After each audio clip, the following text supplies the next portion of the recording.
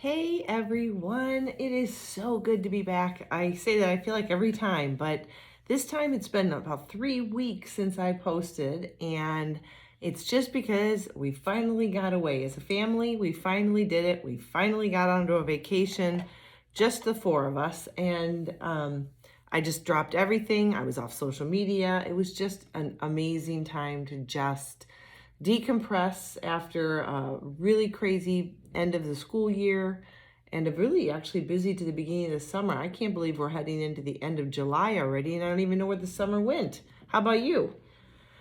Well, this episode I'm going to make kind of short and sweet just because I'm going to get back in the groove of things. So that's good for those of you that cannot listen for the whole time I talk, because sometimes I go about an hour. But I thought, I had kind of touched on this when I was a newbie amputee, but based on the fact that the last couple weeks I have been away on vacation, I thought maybe it was time to hit the vacation do's and don'ts and the pitfalls that happen and how you adapt when you deal with something like I am as an amputee. And there are, I tell you what, it doesn't get easier. And quite frankly, getting to each place that we go to is always kind of nerve-wracking for me until I get on a plane or get where we're going. And then a whole new set of problems arises and a whole new set of adaptations have to happen. But I just thought I'd give you a little bit. Most of my podcasts are kind of based on personal experience because you know what? That's what I know. And for those of you that don't know anything about me, this is middle of season 2, and I became an amputee left above knee amputee 3.5 years ago. Yep, December of 18, 3.5 years ago. And it really has flown by. I have experienced a lot. I've had my struggles. I've had the ups and the downs. And to this day, they continue to happen. So here we go. The last few weeks. So the end of the school year for our family every year is filled with birthdays. Because of the four of us, 3, not me, but the other 3 that I do things for, all have birthdays April and May, right when school's getting out, finishing up. This year we had an extra dose of fun because it was our final boys' senior year. So we had all the end of the year things, senior stuff, high school graduation, senior trips, and we were absolutely crazy busy to exhaustion. And then we've had a few visitors in since the school year ended. And then we finally got a chance to pull together like almost a 2-week trip. And we saw a lot. We did a lot. This was actually, since my amputation, probably my biggest and longest trip. And let's just say it was the most magnificent trip ever. We were very fortunate, very blessed. My husband is amazing at planning these things, and he's a trooper for doing all of that while working. But by the end, my 18 and 20-year-old boy were like, and we've had a lot of family time. It's time to have some quiet time. Like, I haven't seen them all day today, really. They came up for food, and they resurfaced from the basement. That's where their bedrooms are, is in the basement. And they resurfaced for food and disappeared. So that's okay, because this girl here, she needs a little break too. Like, decompress from the trip. And, the unpacking and all the grocery shopping and laundry and everything. So we got in yesterday morning, picked up the pups, and then it was like, oh, I'm so tired. We left. Well, let's just tell you, we have flown, we've been in a car, we've done trams, we've done a cruise, and then flown again. We hit North Carolina, South Carolina, Georgia, and Florida, all to come back here to Arizona. So the 3-hour time change right now, that was a doozy at the beginning.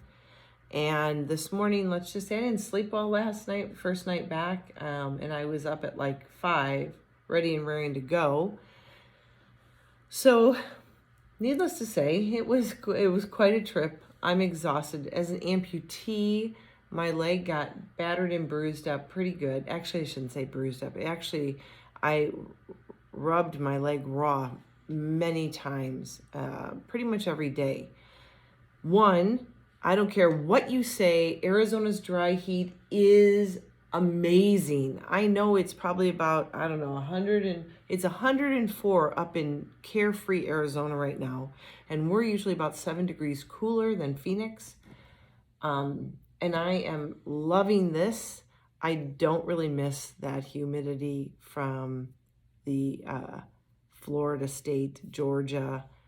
And I mean, it was great to have rain, but we were either soaking wet because we were sweating so bad and it was so hot and humid, or we were soaking wet because it dumped on us.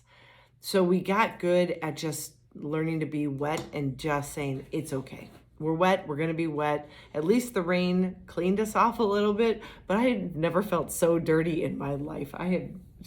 We used to live in Florida and I just don't remember sweating like that.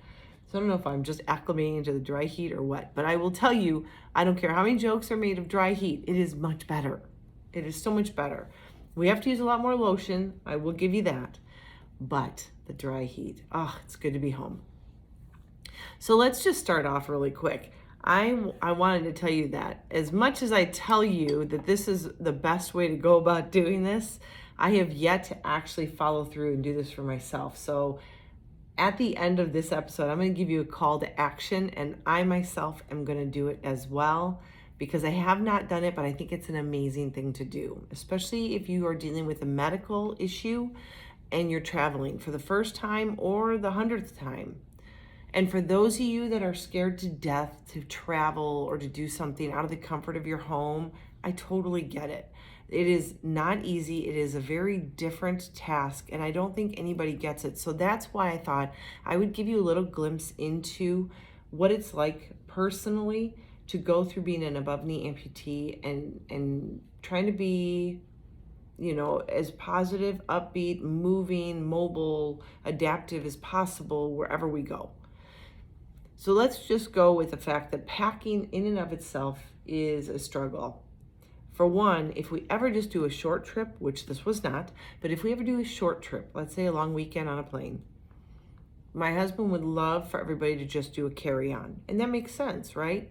The problem is for me that at night, when I take my leg off and I jump into the shower and I do my hair and I brush my teeth and go to bed and then have to get up in the middle of the night to use the bathroom, whatever it is, next morning, getting myself to the bathroom, going to get breakfast, getting my makeup on, whatever, I need crutches. Plain and simple, I have to have crutches. They are the lightest of all the things I could do. I mean, I suppose I could take a wheelchair, but that would be a huge burden, and I know that some of you are probably dealing with that, and you probably have a better way of handling it, but for my situation, crutches are the best thing. I have adapted to crutches over the years and years of surgeries that I've had. Crutches and I get along well. I understand them. I can actually crutch to the bathroom with my eyes closed in the middle of the night in a dark room. Not in a new hotel room, but in my room, I understand how many steps it takes, where the carpet ends and where the tile begins, things like that. I would not suggest crutching with your eyes closed though. So I have a pair, actually 2 pairs. My husband is an Eagle Scout and he goes by the motto, always be prepared. And he lives his life that way. So I have 2 pairs of collapsible crutches, plus my normal, full, regular big crutches that you normally would see people using that sit in my bathroom permanently here at home. So when you collapse crutches, it sounds great and all. They are still big, they are still bulky, they take up a longer space than a carry-on will allow. So I'm the one that always has the bag. Not to mention I'm a woman, so I have hair products and I have makeup like up the yin yang. So I need that space anyways. Even if I only take the 1 pair of shoes I'm wearing and 3 outfits, my crutches and my makeup, that takes up a lot of space. So I have to get all that stuff together. I have to remember certain things, like my leg is a plug-in every night to charge it. If I don't plug it in, By the second day, it dies because I do wear it. It doesn't make it through 2 full days. I wear it from the moment I get up, I put it right on. Like I go to the bathroom and I put it on and get changed, do all my stuff with my leg on first thing in the morning. This morning it was like 5:30 when it went on. And I don't take it off till I'm ready for bed so that I don't have to put it on for something like taking the dogs out to go to the bathroom or, getting laundry rotated or anything. I make sure all my chores, everything is done for the night. And when I'm ready to turn in, to shower, to take the contacts out and get ready for bed, that's when the light comes off. And I'm a night owl, so that tends to be, it could be anywhere upwards from 11:30. So it's on all day. So when I get my crutches and I have to pack those, I need those really minimally, but it really is the only way for me to get around. I could hop, but it's a bad idea for someone with only one good knee to be hopping around and compressing your kneecap hard all the time, everywhere you go. Yes, I do hop. And every time I do, and my husband's around, he said, no hopping. So thank goodness I have my support system that keeps me in check. Otherwise, I'd probably have damaged my knee by now. So when I get all that stuff together, I have to remember, like I said, my charging cord, because I won't last a day without it. So even a long weekend, I cannot charge before I leave and be good. It's like our phones, I charge it every night. So I have my charging cord, and I always bring an alcohol water spray bottle. When you travel, and I know there's so many restrictions now at airports, but when we travel, I have a backpack that I use for all of my medical necessities. It has a wrench in it. It has Allen wrenches. It has my sprays. It has WD-40 so I don't become the Tin Man and tighten up. It has the air blowing device because when I go near the beaches, if I get any sand anywhere near a joint, it could really crimp up and clog up my joint. So I bring that.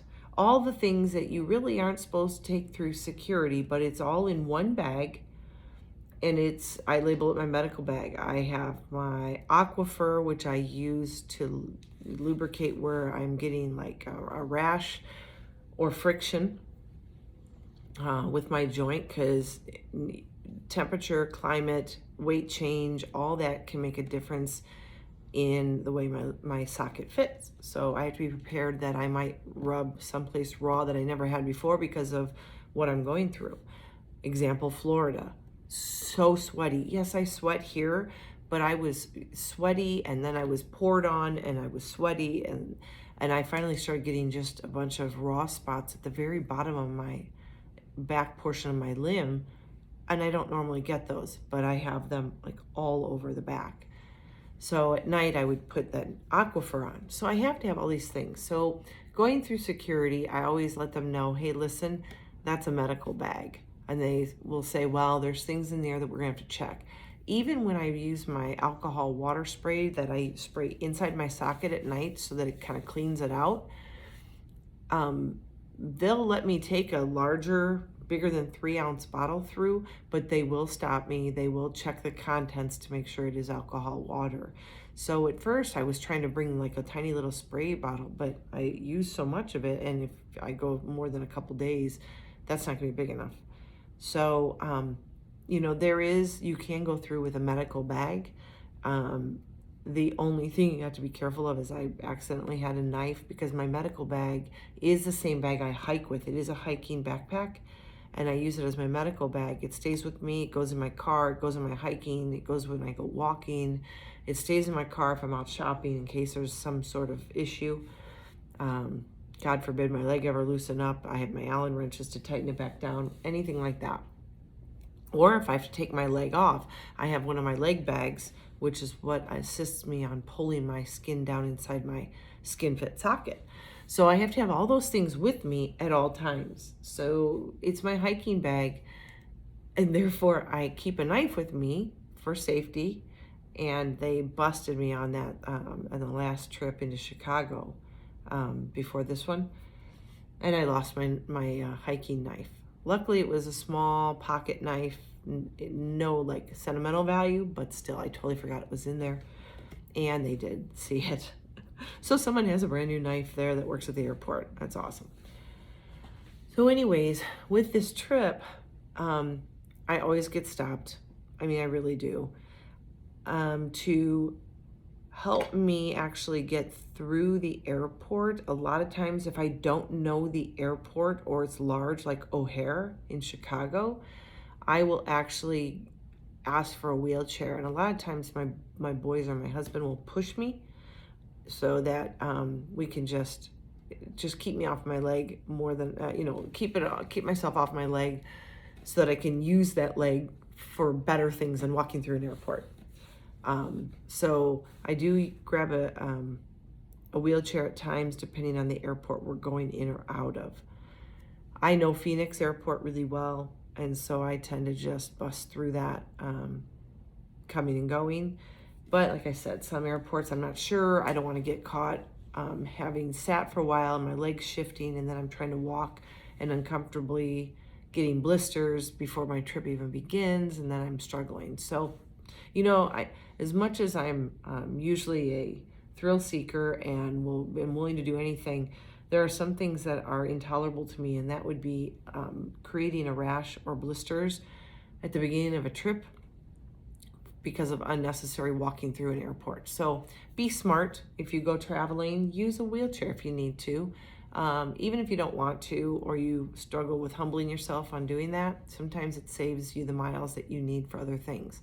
And we totally needed them. So we get into North Carolina. We had just a layover. We only did North Carolina Airport and went to South Carolina. And luckily, just getting off and finding our hotel and everything, we only did a night in South Carolina, but we walked Charleston all over the place. So we put in a lot of miles that day. The next morning we woke up and we headed to Georgia. And again, we put in a lot of miles. Actually, before we went to Georgia, we went and saw it was in Georgia. We went and saw a plantation and walked the property of the plantation, which was totally uneven ground. And I was really struggling with keeping my foot up. And I actually was feeling some nerve endings. So I was feeling kind of like my leg was falling asleep in my socket. But to go back, so we were in a South Carolina hotel for a night, then Georgia for a night. So every night I'm opening up my crutches, using them, collapsing them the next morning, packing them, opening them up, collapsing them. So that became obnoxious after a while. But here's the kicker: showering. We tend not to get handicap accessible bathrooms or rooms. We just get what we want to get. And when we're traveling with two pairs of us, the boys got one room, we got another room, you get what you get. And I can handle anything. Luckily, I have age on my side, but I'm worried that in about 20 years that won't be so easy. But some of the things that you don't even think about is once my leg is off, I have to try to hop into a tub shower. That's fun. Or and then getting out, because you don't want to slip on the rug, and you surely don't want to put your crutches on the nice slippery tile that's wet, you didn't know was wet, and go flying and hit your head. Hospital visits are not recommended on vacations. I will tell you that right now. So you need to be really, really cognizant, but showering in all these places is really hard. And that's just getting in. Now you imagine, I always kind of stand in my shower with one leg. I've got it down to a science in mind because we have a very large shower and it's very flat. But if you're in a tub shower, it's very curved floor. And balancing is a lot harder. When I wash my hair, as soon as my eyes close, I lose all sense of balance. So I'm always looking for a rail or a handle somewhere in the bathroom. But if it's not handicap accessible, then there are none. So then I'm just holding to a wall and hoping that I can wash my hair with one hand and rinse it with one hand. And then occasionally I'll even use my elbow against the wall, because it's usually a small shower, and keep myself up and doing my shampooing that way. But that is probably the trickiest thing of the entire vacation, is dealing with hotel rooms every night. And because we did such a weird vacation, I did, one hotel, one night in South Carolina. Then we went to Georgia. I had to get used to a whole nother setup. Then we were in St. Augustine, Florida. We did a hotel there one night. And we're packing and unpacking our bags through all this. And of course, my crutches are in the bottom of my bag underneath everything. So that was always fun. And then when we got to Orlando, that was the first time we stayed, I believe it was 3 nights. We stayed 3 nights there. And that was a whole nother type of shower and everything. And each one was a little different. Some are walk-ins, but there's a ledge. They all, for some reason, think that slippery, clean tile is the best way to go. And I have travertine in our house, so it's very porous. So it's not as slick. Not that water on it wouldn't make it, but you know what I'm saying. The 3 days that we were in Orlando, 2 of those days were, one was a half a day after being in St. Augustine. But one of those half days was walking all around downtown Disney. The next day was Epcot, the entire day. I will tell you right now that I think we logged, I'm trying to think how many miles it was. I think it was like 12 miles or something like that. It was some ungodly number. I was so sore. My husband kept going, you want a wheelchair? You want a wheelchair? And I'm like, nope, I want the exercise. I want to do this. Plus people getting in the way of me and me kicking people with my feet because I can't feel my one foot. You know, it's crazy. So then the next day was Universal all day. Another like 8, 9, 10 mile day. And then we headed over to Cape Canaveral and we jumped on a cruise. So packed up everything, got on a cruise. Cruise shower was actually, you'd think would have been hard, but it was actually the easiest shower. The first night wasn't so bad. The second night I ate crow because I said that the shower was nice and easy, but the boat wasn't rocking. The second night I could barely stand up in the shower. It was crazy. Like just trying to keep the balance was absolutely insane. And so, you know, one easy day, you take the good with the bad, right? I always tell you, I said, when you have a good day, totally enjoy it because you never know what the next day is going to bring, or even the next moment for that matter. And then we had, besides that, we were only 2 days and we were at port. It was a 3-day cruise, but it was like 2 days at port. The first day was like their own private island. And, it was awesome. I actually not only packed my crutches for this trip, but with the hopes of getting in the ocean, because I do miss the ocean. I love the ocean. There's a part of me that got seawater in my veins. I brought my beach leg, and I call it my beach leg. What makes it different than my leg I normally wear is this one's electronic. Getting sand in this would be awful. So if the wind's blowing and kicking sand in it, that would be bad for the mechanics. Or if I tripped and fell and I got sand all over that, it would be bad. Not irreparable, but it would have sucked for the rest of the trip. So my beach leg is a hydraulic leg. It's just the old kind of legs that are not electronic. They don't need to be plugged in, but they also, if you engage it and you kind of stumble a little bit, you're going down. You just kind of bite it. There is no slow motion fall like my sea leg. My sea leg always allows me to trip, but it lets me catch myself. So I trip, but I don't fall on my face. With the hydraulic leg, the mechanical leg, I totally trip and bite it. I did not trip on this one, but getting off the boat and then walking and in something totally different. I literally have not worn it since we went to Kauai before the pandemic.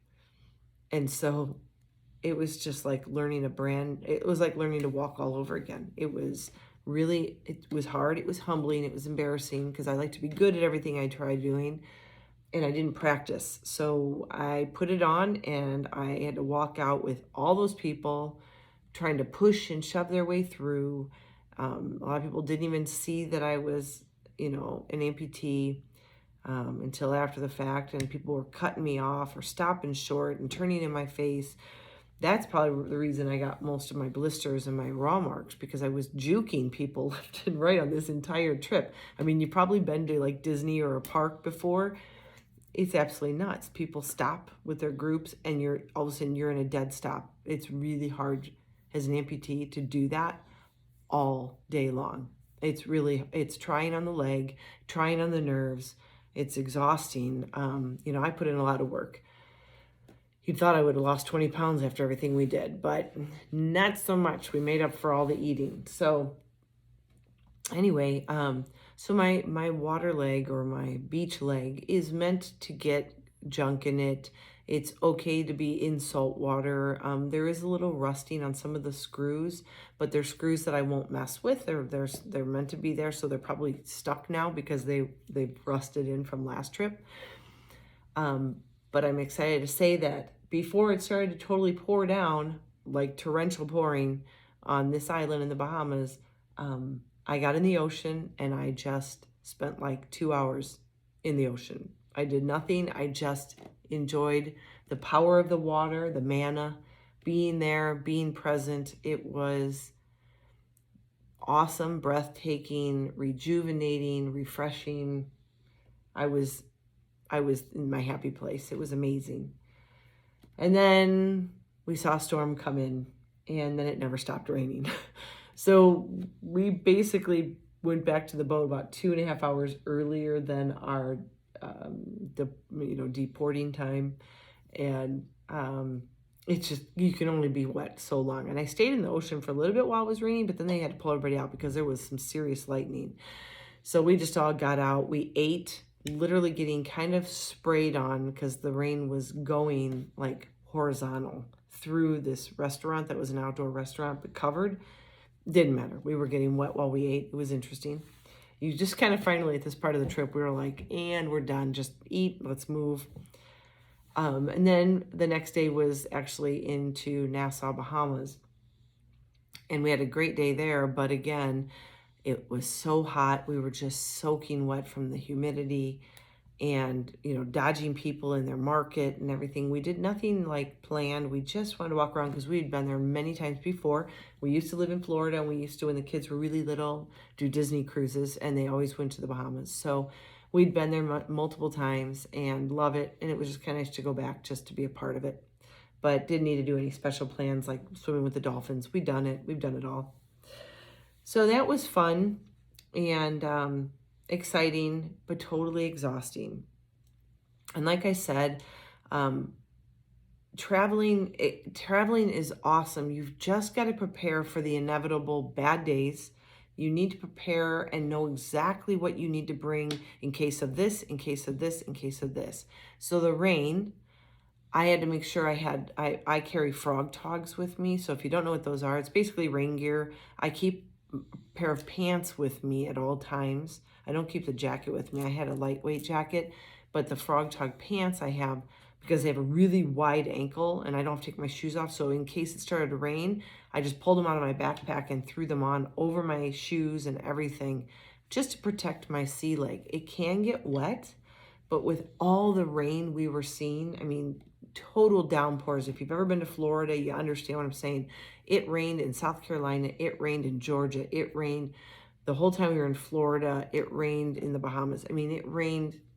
There was, when we looked at the forecast before leaving on our trip, it showed like 60 to 100% chance of rain every single day for the couple weeks that we were going to be gone. So we knew what we were coming up for. And that was, part of the planning, right? You need to check the weather and you need to check what's going to happen, especially if you're in a wheelchair or you struggle with walking in certain surfaces and weather. And then you need to have the right gear. And so the reason I wanted to share this with you is one, I think, just talking about that personal experience, the showers in all the different areas, packing, preparing yourself for worst case scenario. You need to have all that in mind before you leave your comfort of your home. But I'm going to tell you, it can be done and it can be so much fun. For those of you that do know my story, and I went through 5 years of surgeries, 10 surgeries, I think it was, before I came to doing the amputation. And I missed out on so many things. There were trips that my husband would take the boys on while I stayed home to recover ice and go to PT. There were surgeries that took me out of skiing, but I could go on the trip and just sit there with crutches. And everybody thought that I hurt myself skiing. I'm like, yeah, no, this is like years of surgery. But I didn't get to really partake. Getting through airports or sitting on airplanes with a really stiff, swollen knee, worried about blood clots, was not fun. So after choosing to amputate, I told myself that I was choosing a harder way to live, but I was going to make sure it was rewarding and that I gave every bit of effort to partaking in all that we could do to make my life meaningful, lived fully, and without regret. And my kids are growing up, our kids are growing up, and I really didn't want to miss out on anything anymore. I was sick of missing out on partaking in things. One of the last straws, for those of you that don't know my story, one of the last straws was I'd been doing PT straight for 5 years, not kidding, straight. No breaks, except for when I had surgery. And then one summer, my PT's like, why don't you just take a break and go have fun with your kids? We're not making headway. We're not going to lose any ground. Just go take a couple weeks to yourself. And so our family went over to California. We went to Disneyland.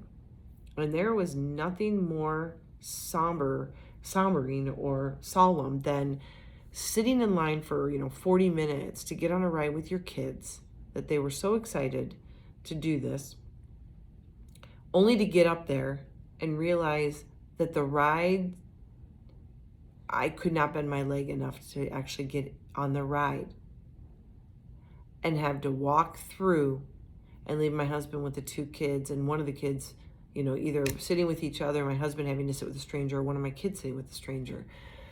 And that happened on that trip, and that was devastating to me, because that was the moment I knew that I couldn't do even the simplest tasks without pain, or even literally I could not fit in the rides. Like, I couldn't bend my legs. Some of those rides are really tight and you have to put your leg at a 90-degree or more angle, and I wasn't getting that. I was getting maybe a 20-degree bend.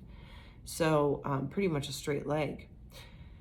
So that's kind of where that went. So now that I've chosen the route of amputation, I can now do all those things because my leg bends totally now and my other leg is good. And so, now I can do all those things. And that was a promise I made to myself, that if I chose this path, then there was no complaining, no looking back. And yeah, I do have my pity parties. If you listen a couple episodes back, there was pity party for one. It happens, usually by myself on a day when I'm alone and I have time to just sit and think. For me, thinking is bad. So when I tell you that I use distraction, and distraction is my friend, if I don't keep busy, then I can start feeling sorry for myself or wishing this or wishing that. And it doesn't happen often. I would say less than 5 times in the 3 years of being an amputee that I've kind of had a breakdown. And it's usually because my socket isn't fitting well and I am at wit's end because I can't walk even my dogs because it hurts so bad. I can walk around my house, but as soon as you get me on a street and walking on pavement, the pain would hurt so bad. Or when just before my TMR surgery, because I had a very active, painful neuroma in my hamstring. So, there are times when I think that the pain would get to me emotionally so badly that I would just have that breakdown. So it does happen, and that's okay. I just say don't dwell there, right? Have it, let it out. Crying can be cleansing, but don't stay there. It's not a pretty place for anybody, and it's not going to help you to wish you were someplace else, someone else, or somewhere else. Just deal with what you have and, hold yourself accountable to where you're at. So I tell you that at the end of every episode, I always do a call to action, because I'm an active person, and so I don't like listening to podcasts if I'm just listening. I don't listen for enjoyment. I listen for value, like for feedback or for something to take away. So I figured with mine at the end, if you're still with me, thank you for staying with me. My call to action this time for you, especially if you struggle with traveling or you haven't traveled and you're afraid to, I would definitely put together a travel packing list for your circumstance. So like for me, I must have my charger, I must have my bag, I must have my crutches, those types of things. And then other things like I want to make sure I have salve to help me get through any pains that might happen. I have new skin so that I can cover anything that I might need to cover. Just all those different things. What I plan to do is making that checklist with a little box in the front of every item that is a must no matter where I travel, whether it's hot and sweaty Florida or Alaska in the winter. I want to make sure, oceans, mountains, I have everything that I would need, and you can even make it so it's like, swimsuit that's adaptive, and then in parentheses, ocean time. Or hiking boots that work for my foot. I need to have hiking boots for if I'm climbing. Some of those things may only come into play for certain vacations, but that's okay. If you put down which type of vacation and what kind of climate or environment you're going to, then you can make sure it's on that list always. And then what I want to do is I want to laminate it. Then I can just use a dry erase marker on it and every time I'm going, so I know that I have my frog tog and I have a rain suit and I have my hiking boots and I have my sea leg and I have, my surf leg, I have my charger. And then I go through and I do that checklist. So my call to action to you is create your own for your circumstance. Because I can ask my husband, do I have everything I need? And he's going to say, I really don't know because I don't know what you might need. Even though he sees me deal with this every single day, it doesn't mean he knows what I might need. Some clothes fit better over my socket. If I try to do jeans, then I need to have certain shoes. If I'm going to do this, then I need that. So what I would tell you to do for your call to action this week is create, especially if you are struggling with leaving the comfort of your home to go and live your life. No matter what your circumstance, you can do this. You can go and you can travel just like anybody else. There are so many wonderful ADA regulations now everywhere. It's not perfect by any means, but they do make things much more accessible for wheelchairs, for, amputees, crutches, whatever. I actually even saw a lady on our cruise in a wheelchair, no legs, like all the way up, like at her hip, no legs. She was literally hip up. That's all she was. And she was on this cruise living her life. So you can't tell me with someone like that you couldn't. I saw 2 blind people walking around downtown Disney together with the dog. Didn't even realize that they were blind. One of them had the cane, but the other one, my son said, was blind too, the one that had the dog. It was crazy. So you can't tell me that whatever you have is holding you back because you just can't do it. It's a matter of mind over matter. You need to be able to tell yourself that you can do this if you really want it. Now, if you are content with sitting at home and feeling sorry for yourself because it's not as easy, then I can't help you with that. Sure, of course, being home is much easier. It's comfortable here, but you're missing out on the great big world of, some of the people I met on this trip were incredible. I talked to so many people and, some people were curious about me and some people were just being nice and they didn't mention my leg at all. They just had a conversation with me. And it would have been things I would have missed out on and people and experiences I would have missed out on if I had just dealt with the comfort of my own home. So sometimes pushing ourselves out of a comfort zone. No, I shouldn't say sometimes. I think always pushing ourselves out of a comfort zone. Good things come if our attitude is in the right place. So check your attitude. Where are you at? If you want to travel, then find the way. Okay, where there's a will, there's a way, right? So if you want to travel, create a checklist. Laminate that checklist so you can use it over and over again, or save it and print it every time. But, why waste paper? But I'm going to do the same thing because I've been needing to do that, and I can put it with my luggage so I have it with me whenever I'm ready to pack. And then I don't have to reinvent the wheel, because I feel like sometimes I'm like, okay, think about this. What do you need for this situation, this situation? And I'm usually running through my head everything I would need, where we're going, and what we might encounter. Do I bring flip-flops? Well, if I do I need this? Do I need that? So I would just sit there and spend the next couple days making a list, writing it on a notebook while you're watching TV or whatever, and just start writing down, what would I need to successfully travel and feel as comfortable as I can? What would I need in case this happened? What would I need if this happened? And then start putting it together in a nice typed up list. Make it colorful, make it fun, do little palm trees on it and suns, just so you have something exciting to look forward to. Laminate it, and then go book that trip. You earn it. You've earned it. You deserve it. You deserve to live your best life. I want you to get out there and enjoy the experiences that only come with getting out of your comfort zone. So I hope this helped a little bit. I hope it gave a little insight to where we were at and why I was missing in action for several weeks there. And I'm sorry. It got real crazy with traveling and visitors coming in. I mean, we've been in Chicago, then we had people in, then we were gone for almost 2 weeks. And then in a week and a half, we have a wedding we're going to in Wisconsin. So I'm going to have to do this all over again. So I'm hoping to have my checklist ready for Wisconsin.